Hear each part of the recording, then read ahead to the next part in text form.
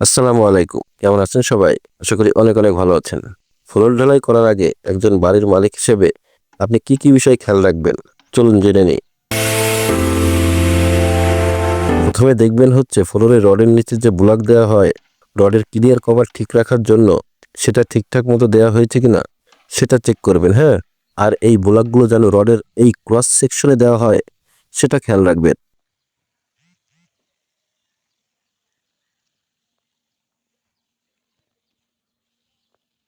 ঠিক এইভাবে ঠিক এইভাবে ব্লকগুলো দিলে কি হয়, ব্লকগুলো বেশি দেবে যায় না। আর ব্লকটার পজিশন ঠিক থাকে। আরেকটি বিষয় সেটা হচ্ছে এখানে দেখেন, এখানে যে ব্লকটা দেওয়া হয়েছে এটা 1.5 ইঞ্চি ব্লক। যদিও ব্লক দিতে হয় হচ্ছে 1 ইঞ্চি, কিন্তু এখানে দেওয়া হয়েছে 1.5 ইঞ্চি। এর কারণ হচ্ছে আপনি যখন ফ্লোর ঢালাই করবেন তখন লেবারদের পায়ের চাপে ব্লকগুলো এমনিতেই ডেবে যায়। তাই এই ব্লকগুলো যদি একটু বড় দেওয়া হয় তাহলে ডেবে গেলেও মোটামুটি ক্লিয়ার কভার 1 ইঞ্চির মতো থাকে। তার মানে এবারে যে ব্লকটা 1.5 ইঞ্চি দেওয়াই ভালো, যেহেতু ফ্লোরের নিচে খালি বালি থাকে। এটা এটা ঢালাইয়ের সময় দেবে যাবেই। তারপর হচ্ছে ফ্লোর ঢালাই লেভেল ঠিক রাখার জন্য প্রতিটা কলামে এইভাবে লেভেল পাইপ দিয়ে লেভেল টেনে তারপর দাগ দিতে হবে।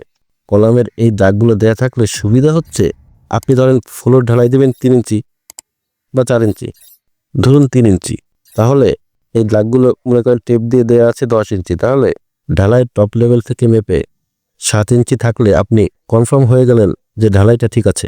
তার মানে আপনার ফ্লোর লেভেলটা অ্যাকুরেট আছে। এভাবে সবকটা কলমে মাপলে আপনি বুঝতে পারবেন আপনার ফ্লোর লেভেলটা অ্যাকুরেট আছে কিনা, হ্যাঁ?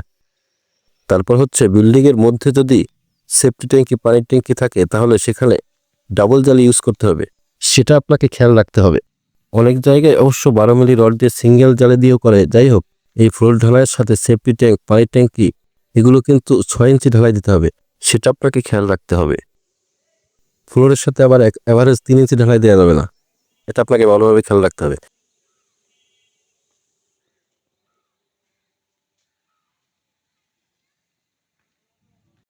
তারপর হচ্ছে ফ্লোরের যদি কার্নিশ বাড়ানো হয় তাহলে সেখানে কিন্তু এক্সট্রা টপ দিতে হবে।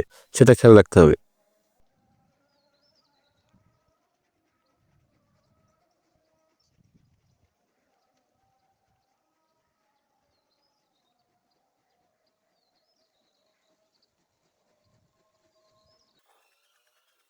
তারপর হচ্ছে পলিথিন।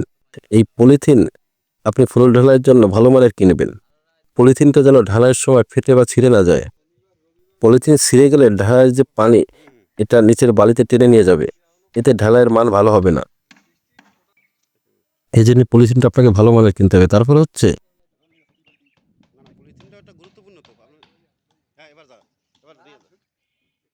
তারপর হচ্ছে বাথরুম, তারপর কিচেন এর লাইনগুলো সব টানা হয়েছে কিনা সেটা খেয়াল রাখবেন। তারপর আপনার বিল্ডিং এ যদি ডাস্ট থাকে সেগুলো জায়গা ঠিকঠাক মতো রাখা আছে কিনা সেটা খেয়াল রাখবেন।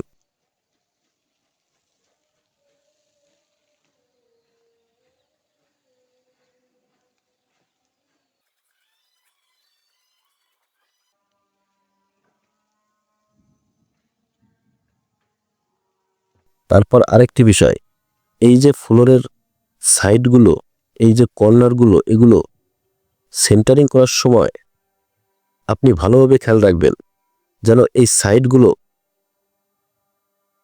একেবারে সোজা থাকে, যেন আঁকাবাঁকা না হয়। একেবারে যেন সুতা টানিয়ে করা হয়। এই সাইডগুলো আঁকাবাঁকা থাকলে পরবর্তীতে ইট গাঁথার সময় সাইডগুলো ছাড়তে হয়, সেটা ভালো দেখা যায় না। এই সাইডগুলোই হচ্ছে বিল্ডিং এর সৌন্দর্য। আপনি দেখবেন ইঞ্জিনিয়াররা বাড়ির ডিজাইন করার সময় একটা সোজা জমির ডিজাইন করার সময় দেখা যায় একটা বাড়ির কোনো জায়গা থেকে ঢুকানো, আবার কোনো জায়গা থেকে বের করা, মানে বিল্ডিংটা আঁকাবাঁকা। এর কারণ কি? বিল্ডিংটা তো সোজাই ডিজাইন করতে পারতো। এর কারণ হচ্ছে বিল্ডিংটা যখন কমপ্লিট করে দাঁড় করানো হবে তখন চোখে পড়বে, বিল্ডিংটা সুন্দর দেখা যাবে। আর যদি সোজা ডিজাইন করে বানানো হয় তাহলে বিল্ডিংটা স্কুলের মতো দেখা যাবে, ভালো দেখা যাবে না।